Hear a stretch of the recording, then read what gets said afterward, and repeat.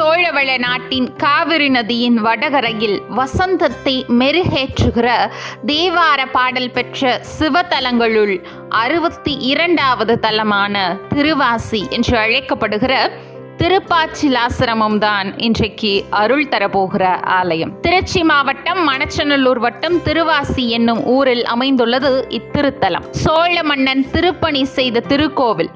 திருஞான சம்பந்தர் சுந்தரர் பாடிய திருத்தலம். அன்னை பார்வதி அன்னப்பறவையாய் இறைவனை வழிபட்ட தலம். சுந்தரருக்கு இறைவன் பொற்கிழி தந்த கோவில். கொண்டை சடையோடு அரவத்தை அழுத்தியபடி ஆனந்த தாண்டவமாடும் அபூர்வ நடராஜர் அருளும் ஆலயம். இதன் பொருட்டு இன்றளவும் நரம்பு தளர்ச்சி, வாத நோய், வலிப்பு நோய், சர்ப்பதோஷம், மாதவிடாய் பிரச்சனைகள் முதலியன இத்தல இறைவனை வழிபட குணமாகும் என்பது ஐதீகம்.